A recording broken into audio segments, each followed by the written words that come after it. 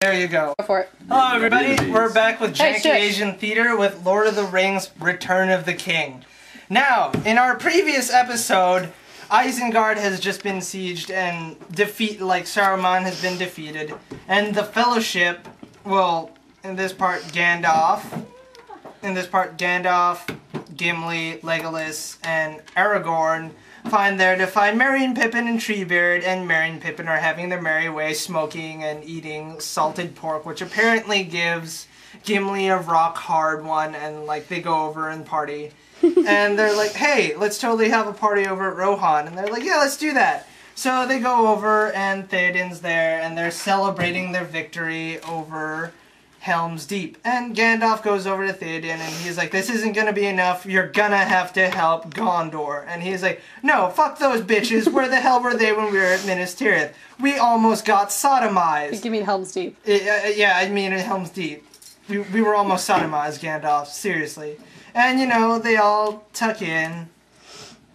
And Gandalf, while he was over here with Treebeard at Isengard, finds one of the Palantirs, which was in the previous movie, which apparently Saruman used to contact with Sauron.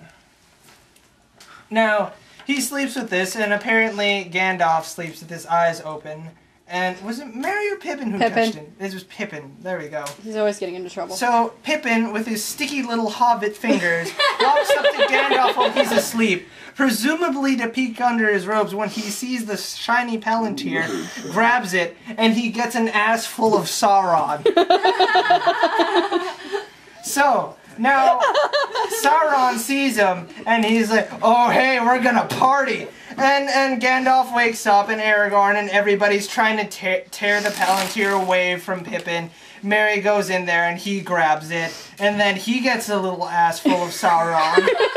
and then eventually, like, you know, they tear it, Gandalf covers it up with, like, a cloth or some shit like that. A cloth. And he puts it away, and he goes like, you fool of a took, and it looks like he's just had a seizure, so they're all trying to comfort him and figure out what's going on. So the next morning, they wake up, and we find out Pippin apparently has become Frodo, in the sense that Sauron thinks he has the ring. So Gandalf takes Pippin, and he's gonna ride off to Gondor to try and get Gondor to have another alliance of elves and men to beat back Sauron, because, oh man, if we don't get our shit together, it's game over, everybody. So they get on Shadowfax, and they ride away. Meanwhile, Merry stays over with Éowyn and Theoden, and everybody goes like, oh, alright, well, I guess this is what we're gonna do. And they start to amass an army and call back the Riders of Rohan. So, back to Frodo. Frodo and... oh god, Gollum got out. Oh, there he is. So, Frodo and Gollum and Sam, and now they are at Minas Morgul.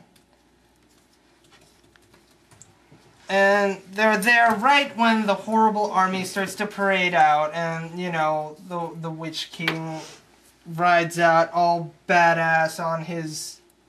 fuck, what was it called? A Nazgul. A Nazgul. So he rides out on his Nazgul, and they start scaling up the cliff. So this is where Sam and Frodo's somewhat blatant homosexual relationship kind of hits the fan. So Frodo, already high on the power of the ring, has to contend with Sam, who is trying to get into his pants, and Gollum, who wants to try and stab him. So between those two, he barely gets enough sleep because he wakes up with Sam's arms literally around Gollum trying to strangle him, and Gollum accuses him of being a fat fuck and eating all their food. Now, we eventually see this strain and break as Frodo goes over with the pale little guy and says, "He's right, Sam. He doesn't eat crackers." And then he's like, "Get your fat ass out of here, Sam. Go walk down the 500 million feet we climbed up to get here." So Sam has like a morbid little breakdown, and he starts climbing down the tiers, and we get back to the party. Now, Gandalf and Pippin eventually arrive at Minas Tirith. And they find the steward of Gondor. Denethor. And he's a steward. He's basically kind of like a seat warmer. But apparently he's lost his shit a little bit because he found out his favorite son Boromir was dead.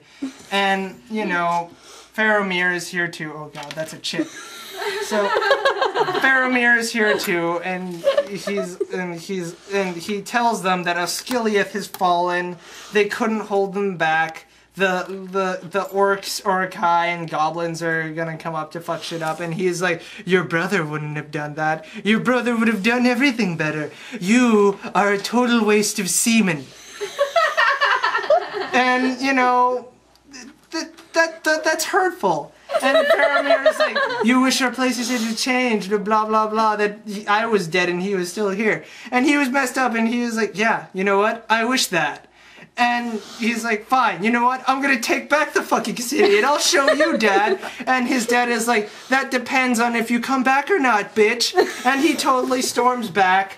And Gandalf basically watches him ride off with the last of Gondor's elite back towards Osgiliath, which is as full of goblins. And this horrible tumorous one, does he even have a name? I don't remember. He does, I don't remember. Let's just call him Tumorface. So Tumorface and his horrible posse, and like, you know, they ride off on the suicide mission. There's like this really sad music and arrows, and that's it. So while that's happening, Gandalf eventually lights off this thing at the top of Gondor, which signals that they need help, and the lines go all the way down, all the way back to Rohan, where Aragorn is having a smoke, and he gets a hard-on to see the fire, and he runs all the way back to Theoden, and he's like, "Oh, dude, bro, they need our help." And Theoden's all like, "Summon the riders." And they go up and they rally all their forces, and riders of Rohan are all coming and shit. And Eowyn. There's more and more, and Eowyn's there. Sauron. So everybody's there now, and they're trying to get back together.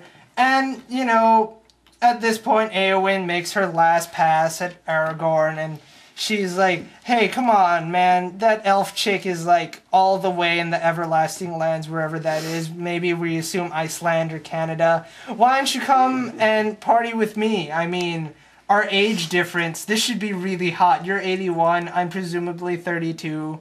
This is gonna be awesome." But Aragorn is like, "No, man, back off. I got shit to deal with."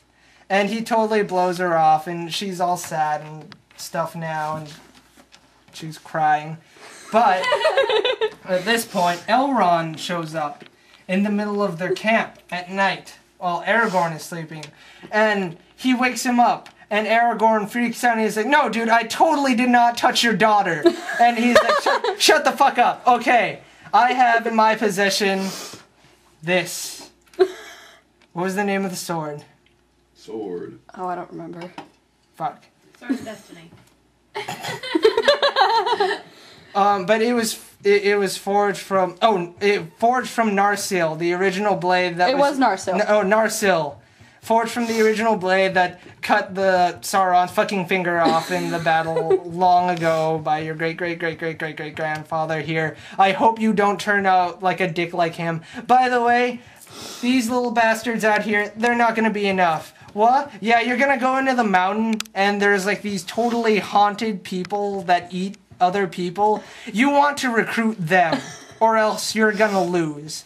So, you know, Elrond leaves, and he tells him, "Oh yeah, by the way, she's gone to the Everlasting Lands and shit. Goodbye."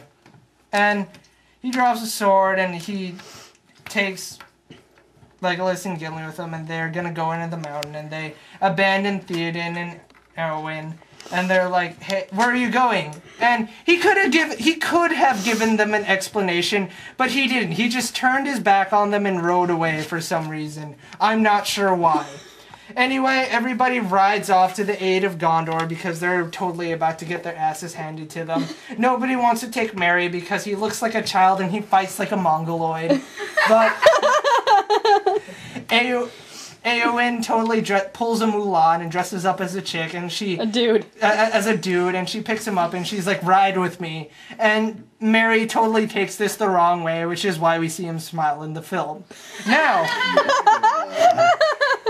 they're riding off to Gondor, and Gandalf's here, and he's trying to pull back the siege, and, you know, Faramir comes back being dragged by his horse, and this is right in the middle of an attack. Like, the entire army of Mordor is on their doorstep, and they're shooting arrows and catapults at them. The fucking Nazgul are flying around the city, knocking shit over, and at this point, the steward decides to completely lose his shit and realize, "Oh god, all my sons are dead. My line has ended." And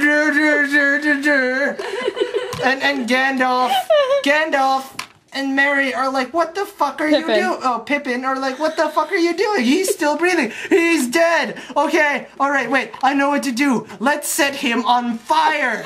That will solve everything." So you know, Gandalf rides in there and smacks his shit around, and you know they save him, and he's like, "You're all fuckers," and he goes outside and he sees the impending catastrophe that's about to happen, and he freaks out again until Gandalf knocks his shit, and later he gets killed, but we'll get into that later. So Gandalf mounts a defense against the city, which proves ultimately to be useless because they break through the first layer, and they keep getting pushed back further and further and further into the tower. Now,